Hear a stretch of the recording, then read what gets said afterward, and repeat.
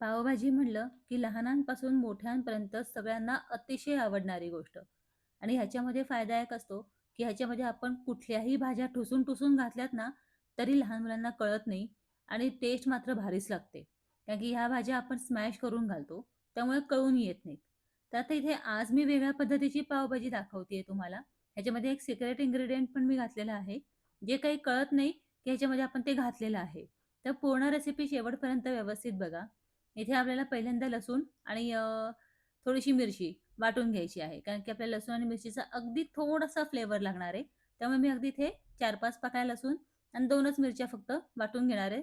आणि ते वाटून म्हणजे कमी आहे म्हणून मी थोडीशी कोथिंबीर घालून घेतली आहे, म्हणजे ते व्यवस्थित वाटलं जाईल. दरदरीत वाटलं तरी चालणार आहे. पण हे बघा अशा पद्धतीने छान वाटलं गेलं पाहिजे. आता आपण भाजीची सगळी तयारी करून घ्यायची. याच्यामध्ये आपण कुठल्याही भाज्या घालू शकतो. तुम्हाला ज्या आवडतील त्या भाज्या तुम्ही याच्यामध्ये घालू शकता. मी इथे बटाटा, नंतर फ्लॉवर, टोमॅटो, कांदा, नंतर हे सॉरी बीन्स हे सगळं मी याच्यामध्ये घालणार आहे. वाटाणाही घालणार आहे याच्यामध्ये. या सगळ्या तर ठरलेल्या भाज्या असतातच. तुम्हाला गंमत वाटेल, माझी आई तर ह्याच्यामध्ये वांगीसुद्धा घातलेली आहेत आईने. कारण की आम्ही वांगी खायचो नाही ना लहानपणी, तर आई आवर्जून 2 वांगी पण ह्याच्यामध्ये घालून घ्यायची, की कळतच नाही ना पावभाजी करताना. फक्त इथे काय करायचं फ्लॉवर जो आहे ना, तो व्यवस्थित बघून घ्यायचा, कारण की आतमध्ये अळी असते. त्यामुळे व्यवस्थित त्याची फुलं काढून चेक करून मगच ते फ्लॉवर घ्यायचा. आणि कांदा जरा बारीक-बारीक चिरायचा. कांदा बारीक लागतो ह्याच्यामध्ये त्यामुळे. आणि ते ही पावभाजी आहे ना, ही आपण कुकरमध्ये बनवणार आहोत. फार जास्त लेंदी प्रोसेस करत बसायची नाही. झटकीपट होते ही भाजी आणि छान लागते खायला. तर आता ही एक वेगळ्या पद्धतीची बनवते मी तडका देऊन बनवणारी भाजी. जरा वेगळ्या पद्धतीची आहे. तर तिथे सगळ्या भाज्या चिरून झाल्या ना आपल्या, की ह्याच्यामध्ये एक आवर्जून गोष्ट घालायची आहे म्हणजे बीटरूट. बीटरूटनी काय होतं, ह्याचं कलर जो आहे ना पावभाजीचा अप्रतिम येतो. एकदम लाल असा छान कलर येतो. तर हे सगळं झाल्यानंतर वाटाण्यामध्ये थोडंसं पाणी घालून ठेवायचं. मी मॅफ्को वाटाणा आणलेला आहे. तर त्याचंच पाणी घालून ठेवून द्यायचं. आता चालू करून ह्याच्यात ला ठेवायचा आणि कुकर ठेवून ह्याच्यावरती साधारण 2 चमचे तेल आणि 1 चमचाभर ह्याच्यामध्ये अमूल बटर घालून घ्यायचं. दोन्ही एकत्रच करून घ्यायचं आणि मग नंतर आता ह्याच्यामध्ये काय करायचं आपल्याला कांदा घालून घ्यायचा आहे. तर कांदा जो चिरलेला आहे ना, त्यातला अर्धाच कांदा मी फक्त ह्याच्यामध्ये घालणार आहे. अर्धा कांदा वरून घेण्यासाठी ठेवायचा आहे आपल्याला आणि छान तो परतून घ्यायचा. कांदा कच्चा लागला नाही पाहिजे, परतून घ्यायचा. मग नंतर हे तयार केलेलं वाटण आहे ना, ते घालून घ्यायचं ह्याच्यामध्ये. साधारण 1-1.5 चमचा. फार जास्त नाही आपल्याला करायचं आहे. थोडंसं लसणाचा फ्लेवर हवा आहे आपल्याला आणि समजा जर का तुम्हाला जैन पावभाजी करायची असेल, म्हणजे तुम्हाला लसूण आणि कांदा नको असेल, तर इथे तुम्ही ह्या दोन्ही गोष्टी स्किप करू शकता आणि डायरेक्ट बटाटे वगैरे उकडून तुम्ही पावभाजी बनवू शकता. पण इथे मी आता कांदा आणि लसूण वापरलेला आहे. आता ह्या ज्या चिरलेल्या सगळ्या भाज्या आहेत ना, त्या ह्याच्यामध्ये कुकरमध्ये घालून घ्यायच्यात आपल्याला. म्हणजे बटाटा, फ्लॉवर, नंतर वाटाणा, बीटरूट हे सगळं ह्याच्यामध्ये घालायचं आहे, बीन्स वगैरे. आणि मग आता तुम्हाला सांगते मी इथे सिक्रेट इन्ग्रीडियंट मी इथे काय घालणार आहे ते. इथे मी भिजवलेले मूग आणलेले आहेत. हे भिजवलेले मूग घालायचे आहेत. हे मोड आलेले आहेत, त्यामुळे अतिशय पौष्टिक आहेत. मूग खाताना जरा थोडंसं लहान मुलांचं तोंड वाकडं होतं कडधान्य खाताना. त्यामुळे इथे थोडेसे मूग घालून ही भाजी तर पौष्टिक असतेच पावभाजी. पण त्याच्यामध्ये थोडेसे मूग घालून अजून पौष्टिक बनवायची. तर तुम्ही नक्की एकदा तुम्ही मूग घालून पावभाजी बनवून बघा. तुम्हाला खात्रीने सांगते कळणारही नाही कोणाला, की ह्याच्यामध्ये तुम्ही मूग घातलेले आहेत भिजवलेले. नंतर ह्याच्यात चवीप्रमाणे मीठ घालून घ्यायचं. नंतर 2 मोठे चमचे मी इथे बेडगी मिरची मसाला घातलेला आहे, जो कलरसाठी असतो. नंतर 1 मोठा चमचा लाल मिरची पावडर घातलेली आहे आणि 2 मोठे चमचे ह्याच्यामध्ये पावभाजी मसाला घातलेला आहे. आता हे सगळं ह्याच्यामध्ये घालून घ्यायचं आणि व्यवस्थित एक 2 ते 3 मिनिटं परतून घ्यायचं. परतून घेतलं की कसं होतं, मसाला छान सगळीकडे लागतो, व्यवस्थित स्प्रेड होतो आणि सगळ्या भाजीला छान लागतो तो मसाला. त्यामुळे 2-3 मिनिटं तरी छान व्यवस्थित असं परतून घ्यायचं. परतून झालं ना, की ह्याच्यामध्ये पाणी घालायचंय. साधारण भाजीच्या वरच पाणी येईल एवढंच पाणी घालायचं. फार जास्त पाणी घालायचं नाही. नंतर आपण जर का कमी पडलं तर ॲडजस्ट करू शकतो. पण फार पातळ झालं तर ॲडजस्ट करणं मुश्किल होतं. त्यामुळे मी इथे फक्त 1.5 ग्लास पाणी घालून घेतलंय. तुम्ही बघू शकता. एकदम कमी पाणी घालायचं आणि मग ह्याला झाकण लावून साधारण 3 शिट्ट्या करून घ्यायच्या. आता ह्याच्या शिट्ट्या होईपर्यंत आपण बाकीची तयारी करूयात. आता इथे मी ढोबळी मिरची पण घेतलेली आहे. ढोबळी मिरचीसुद्धा एकदम बारीक-बारीक चिरून घ्यायची. आता ही आपल्याला शिजवून घ्यायची नाहीये.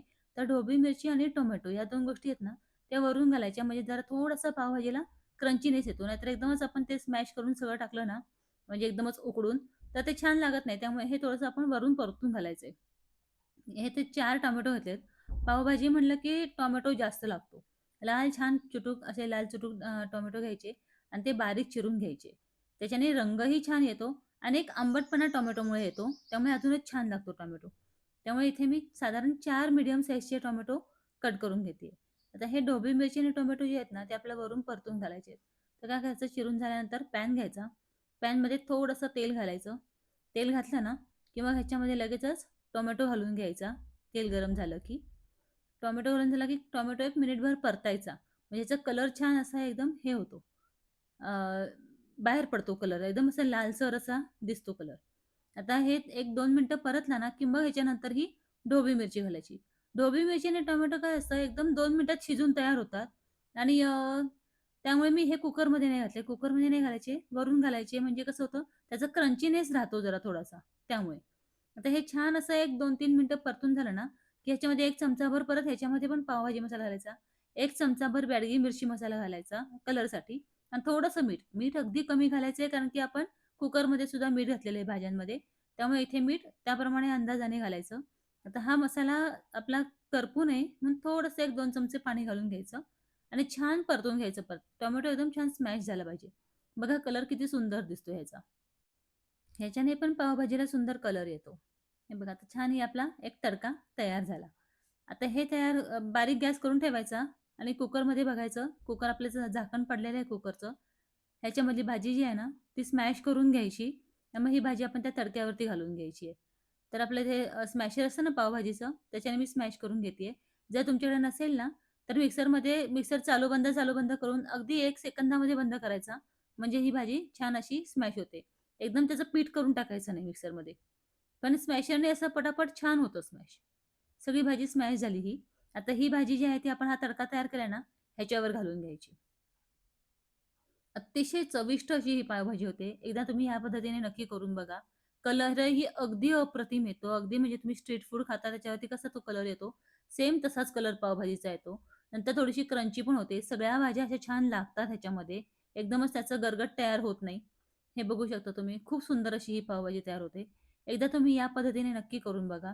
तुम्हाला ही रेसिपी कशी वाटली मला कमेंट बॉक्समध्ये नक्की सांगा. तुमची कमेंट आली ना, की मला खूप छान वाटतं. अशा नवनवीन रेसिपीज माझ्या चॅनलवरती अपलोड करायला. आता आपण पाव तळून घ्यायचे आहेत. तर पाव ह्याच्याने सुरीने कापून घ्यायचे. कापून घेतले ना, की ह्याला बटर लावून घ्यायचं. बटर आणलं ना, की ते बाहेरच ठेवायचं. फ्रिजमध्ये ठेवलं ना, की एकदम कडक होतं. त्यामुळे पावभाजी तयार करायची ठरली ना, की आधी पहिलं काय ते बटर बाहेर काढून ठेवायचं. नाहीतर ते फार कडक होतं आणि मग प्रॉपर लावता येत नाही. हे बघा आता एक असं छान मी असं पावाला लावलंय बटर आणि ते पाव असे ह्याच्यावरती तव्यावरती तळून घ्यायचे. दोन्हीकडनं पाव असं बटरमधून तळून घेतले ना, अप्रतिम लागतात. ह्याला मसाला पाव वगैरे करायची काही आवश्यकता नसते.